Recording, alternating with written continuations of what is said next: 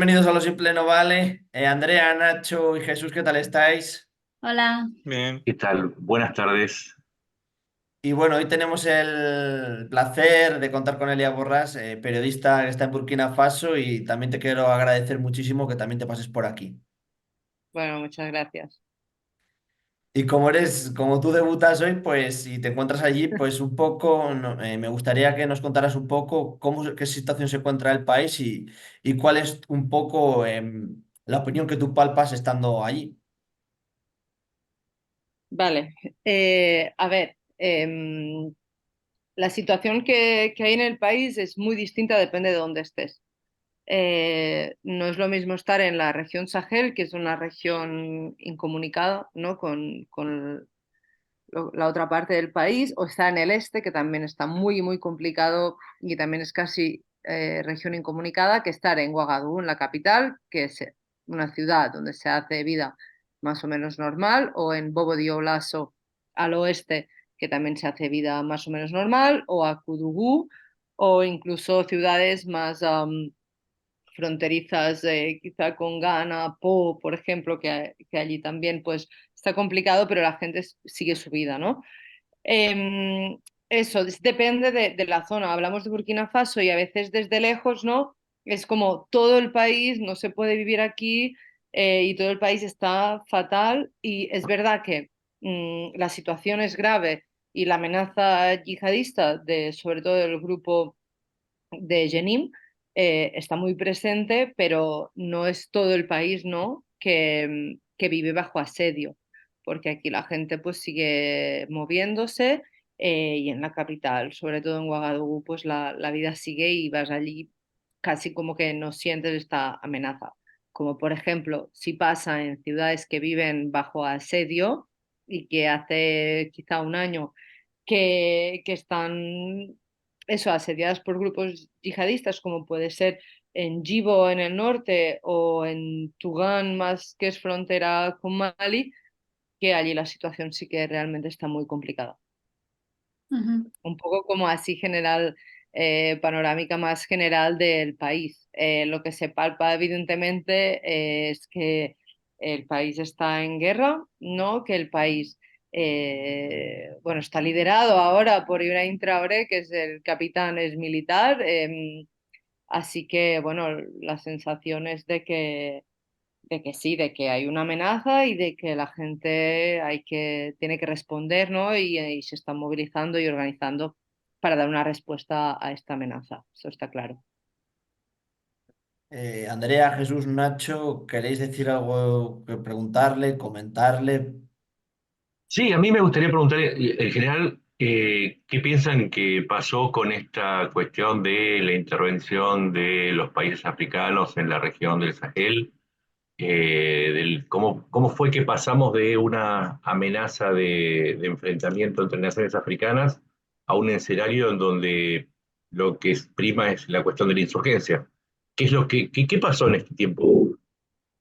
¿En qué momento eso concreto? ¿Hablas de después del golpe de Estado de Exacto. Níger? Ujú. A ver, es complicado, pero o sea, lo que pasó en ese momento no es que hubo el golpe de Estado en Níger y teníamos pues el Sahel, que ya Mali estaba liderado por Assimi Goïta, ¿no? Un golpe de Estado, Burkina por Ibrahim Traoré y saltaba el tridente, ¿no? El Níger, que era además el aliado de Occidente de Francia, o sea, las tropas que habían sido expulsadas tanto de Mali como de Burkina se fueron a Níger. Ujú. Así que en ese sentido casi nadie se esperaba que en Níger pudiera haber un golpe de Estado. De hecho, además, Níger estaba teniendo una relación con los grupos terroristas más de negociación. Por ejemplo, el periodista Dubois, que llevaba creo que 2 años secuestrado, salió por Níger, o sea, lo liberaron por Níger. Estaba teniendo como otro tipo de relación y otra dinámica. Y fue una sorpresa, ¿no? En julio, de repente, que hubo el golpe de Estado de Chiame. También un poco en la misma línea que los otros golpes de Estado, diciendo que la situación de inseguridad era casi insostenible y que tenía que intervenir y por eso hubo el golpe de Estado. en ese momento, claro, es que tienes la franja, ¿no?, del Sahel, que tienes, y además ahora que hay la Alianza de los Estados del Sahel, que están hablando de alianza de cooperación militar, tienes tres estados que van a la suya y se están organizando bajo otras normas geopolíticas casi. Aquí, bueno, pues la CEDEAO, que casi se está convirtiendo en una organización que hay más países con sanciones casi que no países que cooperen, dijo, bueno, es que si dejamos que eso pase tan tranquilamente, esto puede ser un efecto domino, ¿no? Como muy fácil de que otros países se levanten, o bueno, los militares sobre todo, y digan, golpe de Estado. Así que la CEDEAO, en este caso, liderada por Nigeria, dijo, bueno, hay que poner sanciones y además amenazar con intervención militar en Níger si no se liberaba a Bazoum, que era el presidente que había sido depuesto. Y bueno, yo aquí no sé tampoco muy bien lo que pasó, pero era muy real, ¿no?, que hubiera una intervención militar cuando Nigeria, Benín, o sea, qué fuerzas tienen para intervenir a Níger y en un momento en el que además tanto Mali como Burkina se posicionaran, perdón, a defender Níger en caso de intervención. O sea, tenías una guerra en el medio de África y entre países africanos. Para mí hay también una cuestión de que nos imaginamos las fronteras que están marcadas ahora, pero en ese momento hubo los pueblos, que son pueblos hermanos, ¿no?, transfronterizos, que mediaron para decir, o sea, nosotros no vamos a poder atacar a nuestros hermanos en el país vecino, o sea, por ejemplo, en el sur de Níger, norte de Nigeria, es que es casi el mismo pueblo y así pasa en muchas zonas fronterizas de África. Ujú. Así como muy resumido, ¿no?, que la intervención militar fue una amenaza retórica, mm, y algo que factible en una semana de desplegar a tropas, de dónde, quién iba a intervenir, qué países iban a dejar sus militares, ¿no?, ir al país de al lado a intervenir para hacer qué. O sea, era como todo muy difuso y sí que, por ejemplo, yo el domingo que terminaba el plazo para liberar a Bazoum y si no intervenía la CEDEAO, sí que estaba pendiente de ver qué pasaba, pero era casi irreal que eso fuera a pasar. Ujú. Andrea, cuéntanos tú también un poco, que hemos hablado de Burkina Faso también, ¿en qué momento actual crees que se encuentran estos países y la situación? Pues ahora mismo Mali, Níger y Burkina Faso se encuentran en un momento que, como ha dicho Elia, que están conformando una propia cooperación por su cuenta, o sea, no solo militar, sino que ya están hablando de cooperación económica y se llega a decir incluso de confederarse, o sea, ya un objetivo bastante a largo plazo. Y esto está haciendo muchos estragos en otras organizaciones como el G5 Sahel, del que Mali ya se fue y Burkina Faso y Níger han anunciado ya sus retirados. Es como las antiguas organizaciones están cayendo a cachos porque también la CDAO, eso, están los tres suspensos. Y luego también ha habido intentos de golpe de Estado en otros dos países miembros de la CDAO que han sido Guinea-Bissau y Sierra Leona. So, ahora mismo la CDAO no puede más con su vida, que no saben por dónde ir y sobre todo después de que no se diese esa intervención, el descrédito de la organización ha sido enorme porque se anunciaba con mucho a bombo y platillo de que iba a pasar, de que ya había una fecha fijada, los planes, etcétera, etcétera, pero conforme iban pasando las semanas, iban como flexibilizando sus amenazas, decían, esto no va a pasar.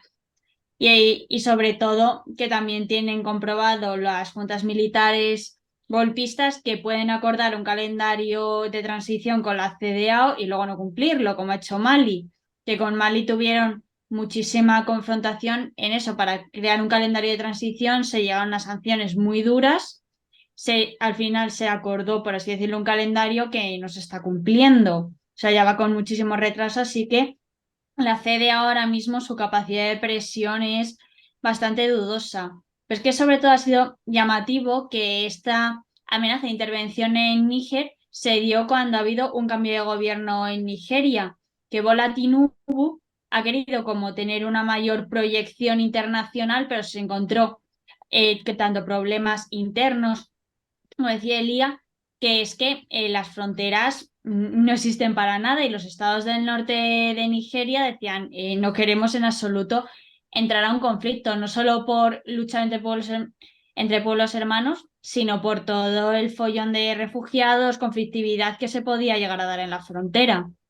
Y por todo esto también tuvo mucha resistencia externa, que al principio los países dudaban mucho, no sabían cuánto iban a aportar, así, y como que fue bajando el tono paulatinamente. Jesús, ¿cuál es también No, tu punto de vista?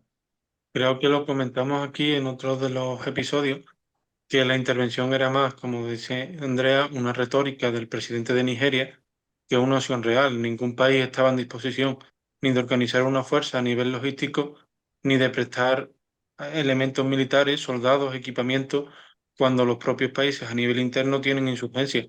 En Nigeria es el caso. Entonces la opción militar era irreal, no aparecía por ningún sitio, no salía en las cuentas por ni a nivel logístico, ni a nivel económico, ni a nivel de personal, ni por lo que dice Andrea, por generar una situación de ola de refugiados, de inestabilidad. La única persona o el único grupo o los únicos grupos que podían obtener ventaja de ese conflicto entre países eran los propios grupos terroristas. Una vez pasado esa amenaza, la cumbre de CDAO, que se ha reunido este fin de semana, al final es una organización completamente partida entre países afiliados que podemos considerar que tienen derecho y capacidad de voto y las juntas militares que están completamente excluidas. En las resoluciones de la cumbre se ha tratado sobre todo las sanciones a Níger, que se mantendrán, y lo que se ha dispuesto ha sido una troika formada por los presidentes de Benin, Togo y Guinea-Bissau, que Ujú. van a intentar negociar con la Junta y lo que se va a intentar negociar es, como dice Andrea, un calendario de transición. Veremos a ver, Argelia lo intentó y se rechazó. Ah, Directamente. Ya Níger ha dicho que no le sí, gusta no, esa troika de presidentes, o sea, saben que no se mueven de ahí, o sea, que ese sí, puesto lo han ganado ellos.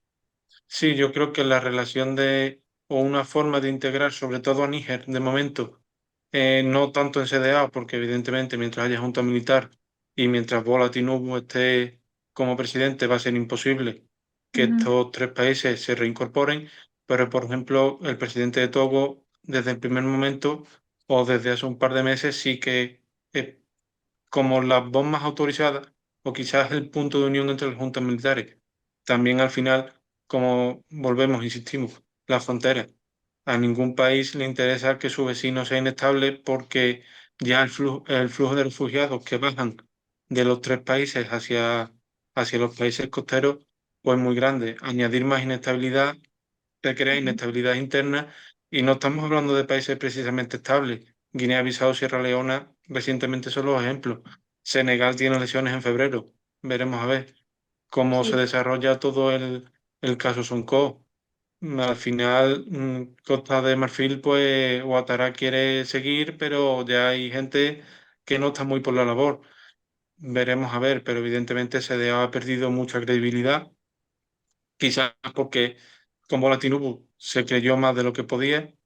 Yo también estoy convencido que si la situación de Níger ocurre con otro país en la presidencia, un país más pequeño, pero ha coincidido que el presidente ha intentado vender a nivel interno una fuerza internacional cuando los resultados de las elecciones estaban en disputa, de decir, bueno, yo soy el presidente legítimo y no solo en Nigeria, tengo autoridad internacional. Y no la ha conseguido. Y después porque su propia presidencia, cuando asumió el cargo, una de sus líneas de actuación iba a ser contra las juntas militares. En Ujú, ese momento había dos, hay tres, y en prácticamente 4 meses has tenido tres intentos de golpe de Estado. Entonces, la credibilidad de Tinubu, yo creo que más del presidente de Nigeria que del propio país, pues se ha puesto en duda. ujú. Sí, porque además ya su credibilidad interna hacía aguas por la forma en la que fue elegido, se acusó de fraude, ha habido un proceso judicial muy largo que al final le ha dado la razón a Bola Tinubu, pero la población no le acaba de convencer esa sentencia. Y luego todo el problema es de inseguridad interna, que tienes un Estado enormemente rico en recursos naturales, a la primera, segunda potencia de África, según los datos que leas, pero eso, con unos problemas de inseguridad y de inestabilidad enormes. Y ahora con la guerra de Ucrania se agudizaron aún más. Y ahora como que tenían que demostrar su capacidad, o sea, de proyección exterior, pero es que Níger era algo bastante complicado. Y yo sí me aventuro, creo que no tenían pensado que las juntas militares de Mali y Burkina Faso fuesen a apoyar tantísimo a Níger. O sea, que a lo mejor sí que daban algún apoyo retórico y tal, pero no se conformó un apoyo material en forma de material militar y luego también ayuda para sortear las sanciones de la CEDEAO y luego la Alianza de Estados del Sahel, que es que esa organización incluye el auxilio mutuo en caso de agresión. Así que yo creo que también confluía ese factor de cuánto se involucraron Mali y Burkina Faso, que también lo hicieron por una mera cuestión de supervivencia, porque si podían intervenir la CEDEAO en Níger, se creaba un precedente muy peligroso en los demás. ¿Y Nacho, Occidente no está teniendo ningún rol acá? Porque Bien, parece ser Occidente parece ser el gran ausente de todo de este asunto.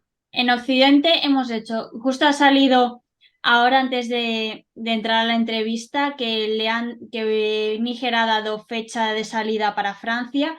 La MINUSMA se fue creo que el lunes De noviembre, Sí, no, o finales sea, de de noviembre. Bamako. sí, Ah, vale.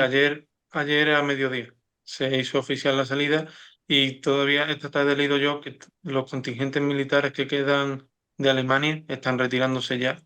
Saldrán entre hoy y el jueves, creo que era la fecha que daba.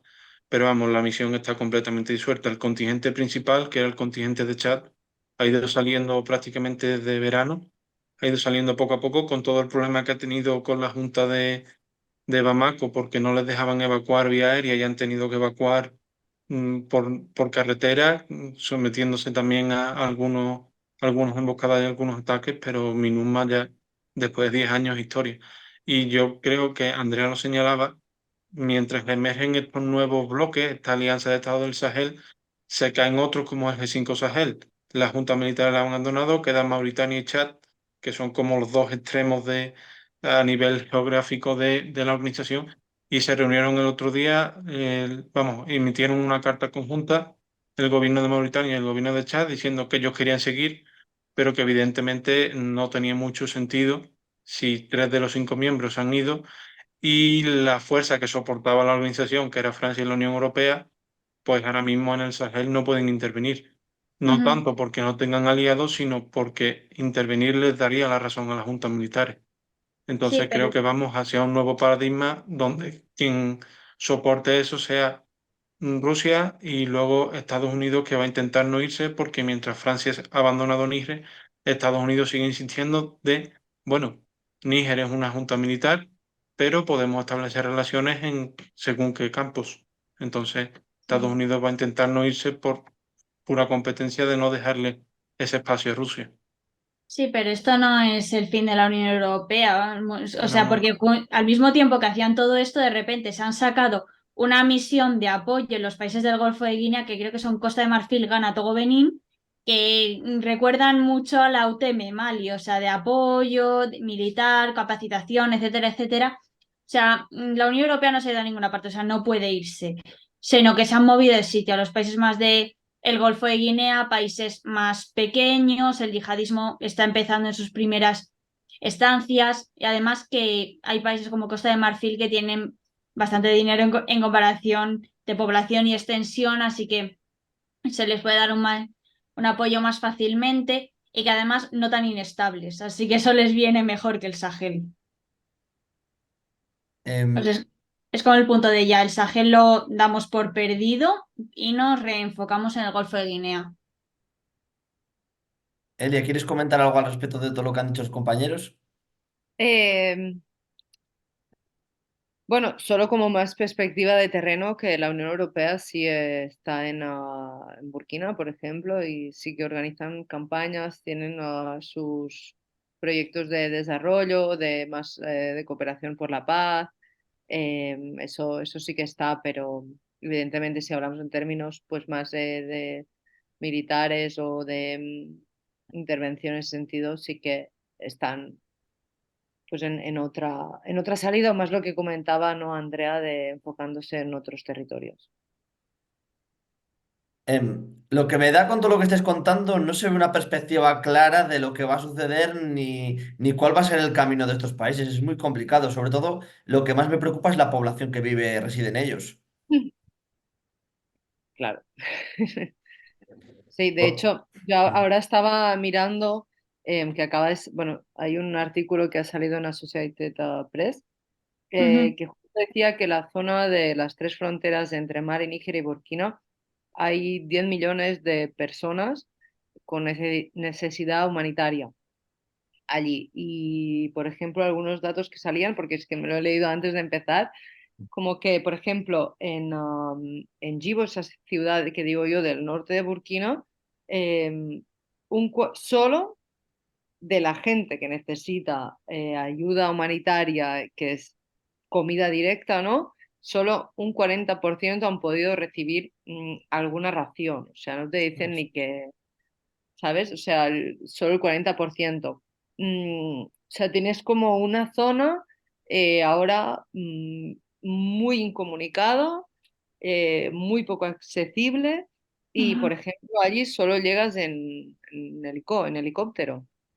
Las carreteras no puedes llegar, aunque, por ejemplo, sí que desde Burkina organizan convoys de camiones para llegar allí, pero no son todos los días y allí, eso, ujú, 10 millones de personas, es muchísima gente, o sea, y esa zona, pues, y en Níger decían que lo mismo, que además las sanciones impuestas en Níger también están afectando directamente a la población y, por ejemplo, que entren los convoys humanitarios y en Mali en el norte, pero eso es como, creo, otro tema que también es la guerra que hay, que se habla muy poco ujú, de lo que está pasando ahora con la cooperación esta de Wagner y las FAMA, el ejército de Mali, que están luchando pues, contra los Tuareg y también con los grupos yihadistas a la vez. ujú. Pero eso, Sí. que la población poco se hable porque es una zona muy inaccesible incluso por la gente de aquí. Sí, luego que es que muchos periodistas han tenido que retirarse eso debido a la peligrosidad de la situación y y las propias sanciones, que es que no se está permitiendo, por ejemplo, en Níger, que es un país muy dependiente de la ayuda extranjera. Creo que la ayuda extranjera son como el 40% de las arcas públicas y cuando se hicieron las sanciones en los primeros momentos salió el ex vicepresidente diciendo tenéis que levantarlas o el país se va a la ruina. Y es que también estas sanciones es que afectan no solo a la Junta Militar, sino también a los gobernadores de los territorios que no han tenido nada que ver en ese golpe de Estado, a la población que tampoco ha tenido nada que ver. Y claro, se encuentra con una situación todavía más complicada porque las ONG les dificulta hacer su trabajo con una situación que ellos ni han participado ni han elegido. Y al final creo que en todos estos casos, sea el país que sea, cuando se imponen sanciones a un gobierno, quien paga es la población civil y más en estos países que, como dice Andrea, gran parte de su presupuesto viene de las aportaciones de ayuda humanitaria o de planes de desarrollo externos. Eliminando esos planes, pues evidentemente el presupuesto se reduce y al final las personas que pasaban necesidades pasan a tener muchas más necesidades. Y en este caso de territorios prácticamente aislados por distancia, por falta de infraestructura, por la propia orografía del terreno. Por ser una zona desértica, complica el acceso de ayuda humanitaria, más inestabilidad por grupos terroristas o conflictos internos, como puede ser el conflicto de Azawad en Mali, y la población, pues al final nos encontramos con, oh, crisis humanitaria, ¿cómo hemos llegado hasta aquí? Vale, pues tienes todos los indicadores de que esto va a ocurrir o puede ocurrir si sigue por el mismo camino. Sí, es que y es que luego también hay otro punto muy llamativo, que es que sí se ponen sanciones, pero es que el dinero que llega a los grupos yihadistas por parte del crimen organizado y de otras vías, ese no para. Así que a lo que el Estado no puede llegar, ya llegarán otros actores. Eso puede suponer una mayor inseguridad ya que los grupos yihadistas ganen terreno. Nacho, tú normalmente también que sueles hablar un poco de Wagner, el papel que también tiene en África, un poco también cómo estás viendo también lo del crimen, cómo se financia, ¿no? Cómo Wagner está también siendo protagonista. Sí, a mí me da la impresión que si bien Wagner se aseguró el manejo de las vetas de Sudán con la Fuerza de Acción Rápida, que está, por lo menos hasta ahora mantuvo su control en República Centroafricana, en donde aparentemente no hubo cambios. Me parece que en lo que tiene que ver con Mali, Burkina Faso y Níger, más allá del oro, se aseguró, o por lo menos el Estado ruso que heredó a la fuerza el imperio de Wagner se lo aseguró. También se lo está asegurando en Venezuela. Me parece que Wagner llegó a su límite y que Rusia llegó a su límite y que tampoco tienen en este momento posibilidad de actuar demasiado en un escenario porque están demasiado, Rusia está cada vez más comprometida su situación en Ucrania y no está teniendo resto. Lo único que me gustaría saber es si en algún momento aparecen los ucranianos en la zona del Sahel persiguiendo a Wagner, como ha pasado en Sudán, y ahí sí habría una novedad importante. Pero la verdad es que tampoco hay demasiada. Yo preguntaba por Occidente, el panorama quedó claro. Tampoco Rusia está pudiendo actuar mucho en la zona, así que tampoco es un factor que pueda agregar demasiado. Ya está Wagner, ya está, lo hecho está, y tampoco noté y estoy haciendo un seguimiento de lo que pasó con Wagner después del aterrizaje forzoso de Prigozhin, y con el cambio de mano tampoco hubo un aumento en la actividad de propaganda que sí era muy importante en la zona por parte del ala de propaganda y guerra cibernética de Wagner. Me da la impresión que por lo menos Rusia en este momento no está demasiado activo en este escenario, y eso de alguna manera también puede ayudar a que no se esparza la cuestión de los cambios de alianzas de los países de la región. Yo al respecto sí me gustaría apuntar algo, dice Nacho, y es verdad, yo en los canales de Telegram de Banner sí que hay la misma actividad, tampoco ha cambiado mucho, pero sí que creo que ahora la carta de presentación de Banner en el Sahel y en otros puntos es lo que ha pasado en Kidal, que quizás como fuerzas antiterroristas no hayan sido efectivas, por ejemplo en Mozambique, Ujú. pero sí que es verdad que como fuerza de choque contra algún tipo de milicia irregular o grupo armado no regular, sí que han tenido bastante efectividad, porque es verdad que la ¿Mm? toma de Kidal, más allá de los efectivos que tuviera el marco estratégico de los Tuareg, que no sé, yo no he llegado a conocerlo en esa actividad, cuánta gente, pero sí que por las bajas y por las imágenes que se han visto, parece que en la toma de Kidal ha sido una operación conjunta, Wagner y las fuerzas de Mali, Ujú. pero que ha sido Wagner quien ha liderado. Entonces, quizás no hace falta mucha propaganda online si puedes presentar un éxito militar como no pudiste hacerlo en Mozambique. De todas maneras, Rusia está reequilibrando y reorganizando el imperio Wagner, imponiendo diplomáticos rusos. Ha pasado, esta semana salió noticia en República Centroafricana, pero más allá de eso, Rusia al final tiene una guerra en marcha, tampoco puede ofrecer mucho más de lo que ofrecía y lo que se está centrando es lo que ella hacía, contratos de Exacto. suministro militar, que ahora mismo tampoco puede ofrecer mucho porque necesita los suministros que antes vendía, en muchos casos ahora los necesita o incluso se los está comprando a China, y después sí que se está intentando asegurar contratos de infraestructura y energéticos, no tanto de Ujú. explotación, sino de producción, en el sentido de centrales nucleares, el uso civil de la energía atómica. Rusia es un país referente y en Mali y en Burkina Faso está firmando acuerdos de ese tipo, pero no es novedad. En Egipto tiene algunos, en Angola creo que también, si no lo tiene, lo estaba buscando.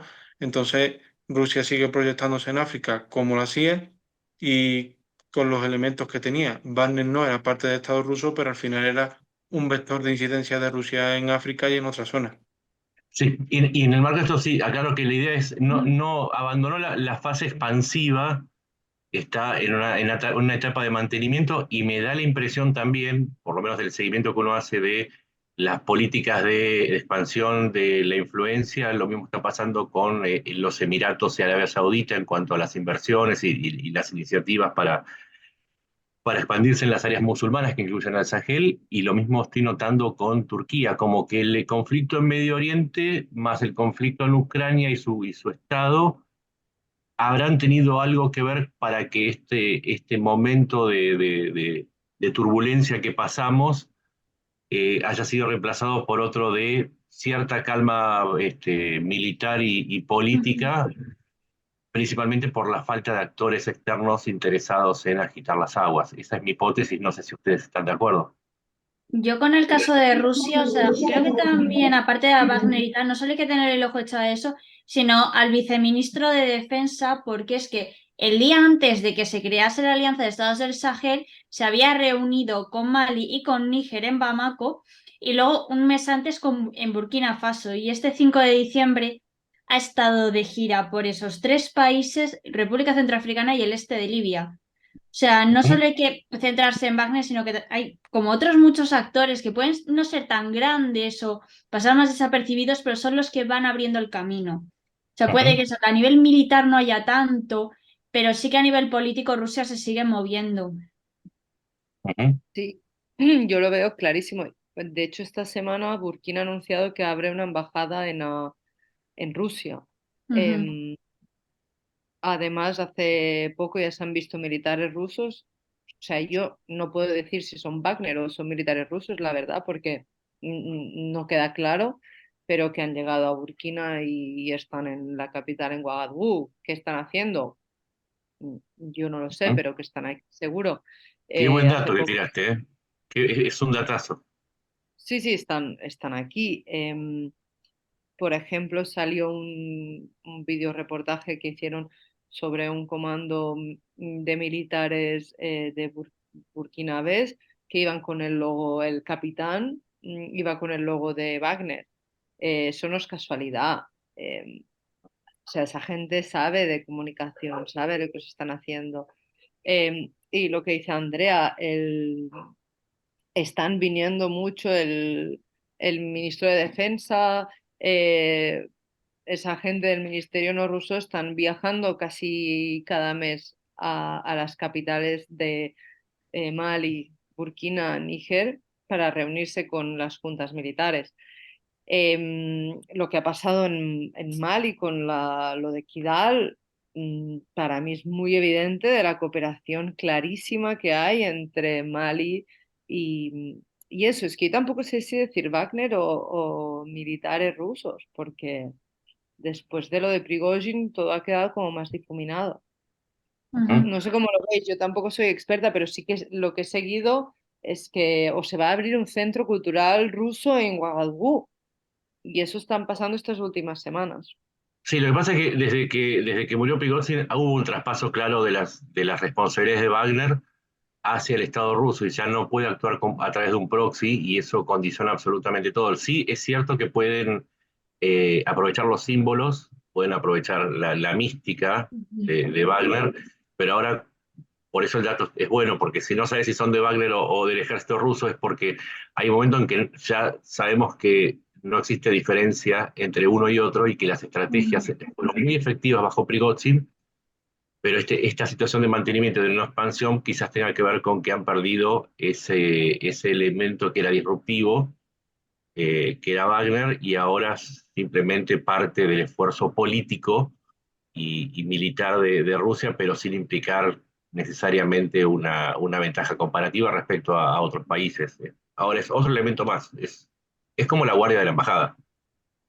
Mm, claro. Y también digo otra cosa, a nivel de calle, lo que ves son en las rotondas las banderas de Níger, Mali, Burkina y Rusia, que están allí, o sea, que es algo como muy presente en la sociedad y en las nuevas alianzas estratégicas, sobre todo militares, que están habiendo ahora entre el Sahel y Rusia o parte de África y Rusia. Ujú.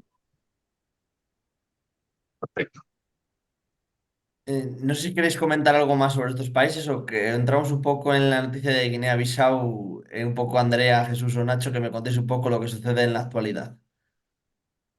Pues actualmente, o sea, empezando por el golpe de Estado en Sierra Leona, que ya de por sí es un país muy complejo, o sea, porque si antes hablamos de las dificultades de la población, es que Sierra Leona, entre conflictos armados, desastres naturales, brotes de enfermedades tales como el ébola, es un país que ha tenido una historia reciente muy complicada.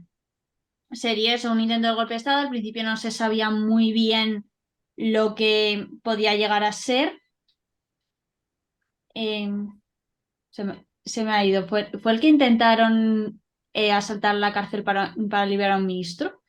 Ujú. No, ese fue Guinea. En Sierra Leona se intentó atacar un cuartel del ejército en la capital, vamos, el principal cuartel de depósito de armas de la capital, y también se asaltaron varias cárceles, pero al parecer eran presos comunes. Vamos, habría algún preso político, algún líder militar, porque como al final en Sierra Leona sí que durante varios meses se han ido anunciando detenciones por complot de golpes de Estado, pero no queda muy claro que las prisiones fueran objetivos. No es el caso de Guinea, de la Guinea liderada por una junta militar, que sí se atacó una cárcel donde había lo que podemos considerar presos políticos o personas que podían amenazar al régimen. En el caso de Sierra Leona es un parte de un proceso quizás más amplio de que sí que hay malestar en el ejército. Al final, como decíamos en Nigeria, ha habido elecciones hace 4 o 5 meses, pero que han dado el resultado que todos preveíamos, con las circunstancias que todos preveíamos, que la oposición no iba a aceptar, que Mavio, sigue como presidente, cuestionado, pero con cierto poder, porque el ejército no está completamente en su contra. Sí que hay elementos en su contra, pero no es un movimiento generalizado en el ejército. Ujú. Sí, lo que queda claro es que se trata de procesos internos y que hay una turbulencia política en toda la región. El caso de Guinea-Bissau tiene que ver con la corrupción. Tiene que, Embalo, no sé si se dice Embalo o Embaló, el presidente cuando disuelve, ¿Embaló?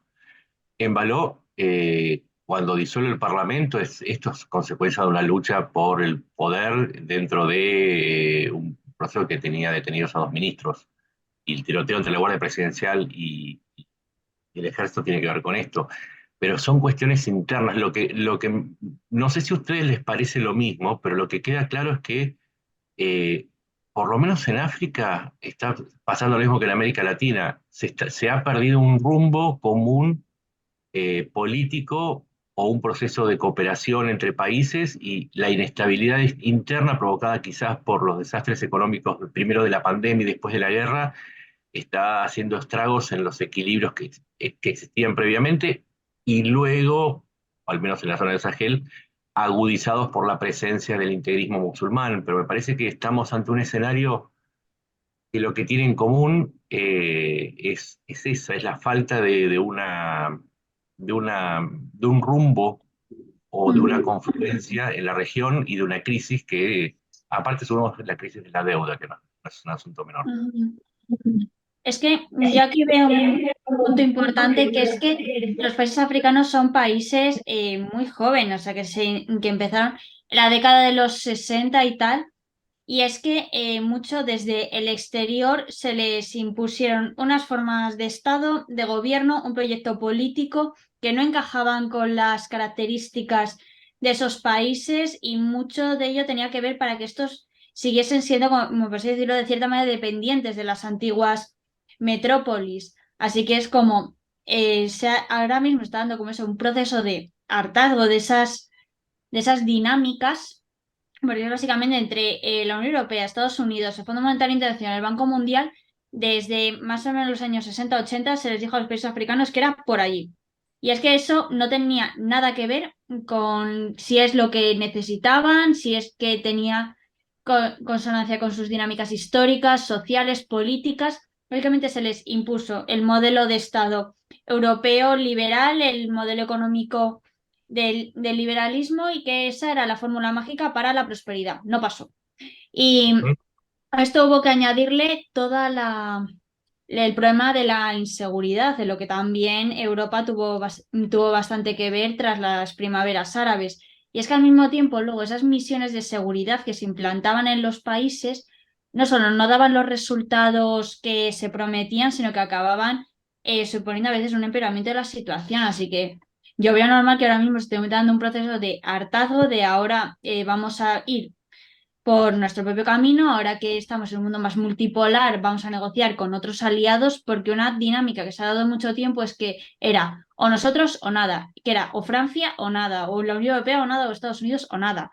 Ahora mismo, si la Unión Europea, Estados Unidos o Francia no dan, por así decirlo, las condiciones que los estados quieren, es como no pasa nada, que pase el siguiente.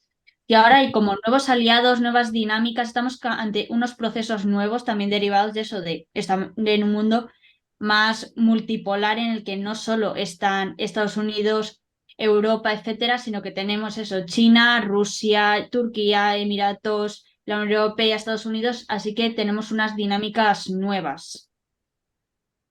Y como parte de esa dinámica, puesto que el juego democrático, las elecciones no producen cambios verdaderos, porque al final vemos como presidentes se eternizan, bien porque acaban siendo dictadores, o bien porque de alguna forma van cambiando la constitución, alargando los años de mandato, alargando el número de mandatos, reduciendo, si estaban en dos y la constitución permite dos, reformo la constitución, lo pongo a cero y ahora digo que el máximo de mandatos son tres y encadeno cinco. Y antes eran de 5 años y ahora son de 7.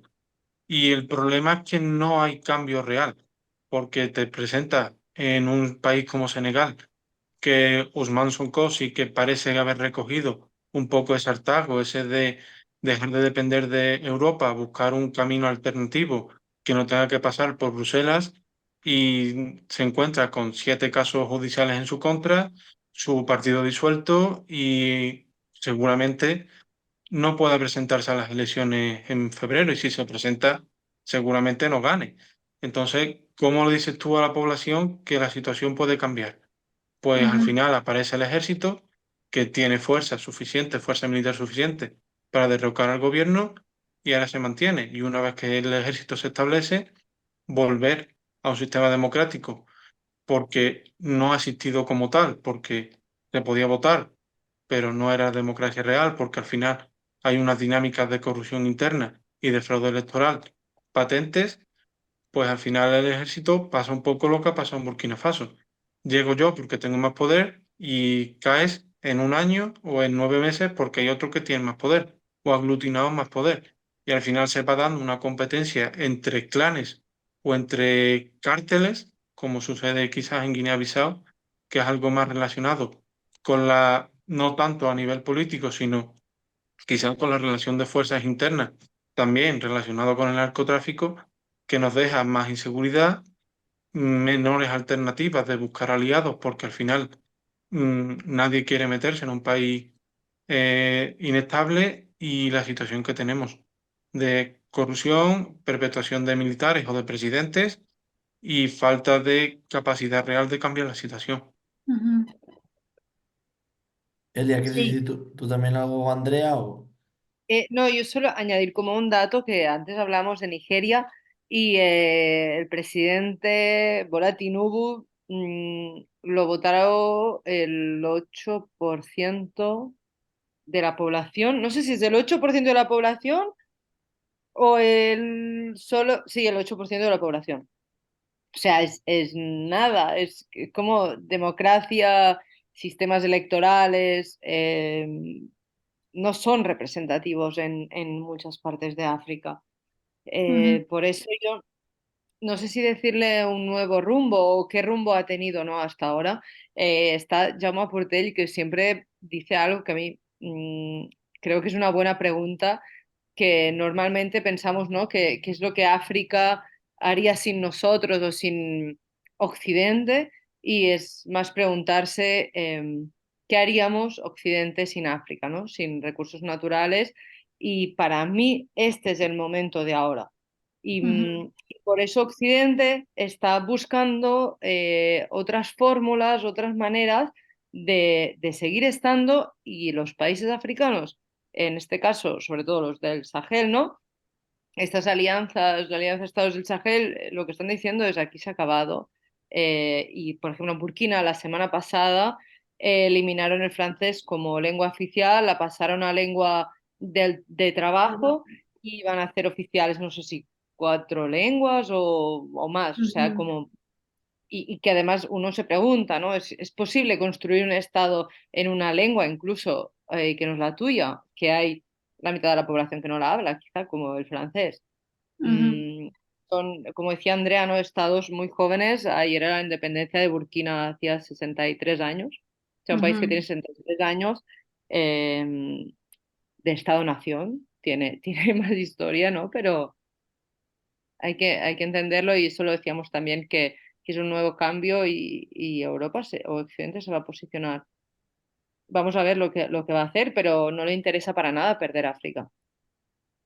No, es lo que dices tú, porque es que la historia de Occidente no se entiende sin África, o sea, ni la Primera ni la Segunda Guerra Mundial, ni todo, porque los materiales, la mano de obra es imprescindible y eso nunca ha dejado de serlo. Por mucho que los países se independizaran, ya se hicieron los juegos para que las metrópolis siguiesen allí, sobre todo Francia, porque sobre todo Francia no se fue en absoluto. Luego han seguido manteniendo mecanismos de control político, militar, económico, con el Franco Sefa.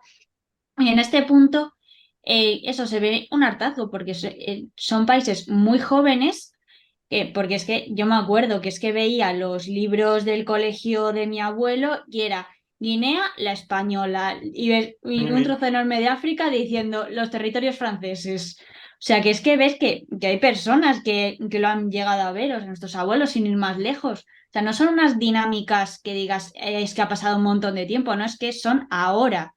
Y creo que lo comentábamos en la ponencia en Casa África, que nos preguntaban cómo Europa tenía que ver esas relaciones con África, y era como, pues entender que esas dinámicas siguen ahí, o sea, un proceso de deconstrucción importante. Y también me parece muy valiosa la pregunta de Jaume, que dice, ¿qué haría Occidente sin África? La respuesta es ir en picado. O sea, el modo de vida de Occidente, la capacidad política, se cimenta mucho en el poder que tiene en África. Eso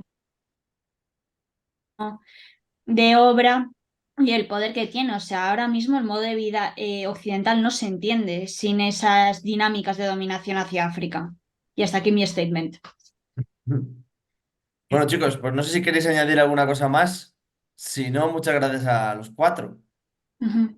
Gracias. Gracias. A vos. Bueno, pues muchísimas gracias y un fuerte abrazo y espero volveros a ver otro Gracias. día. Gracias. Chao. Chao. Adiós. Luego. Bueno, pues ya está, vale. Ujú. Ahora, Volver. no, pero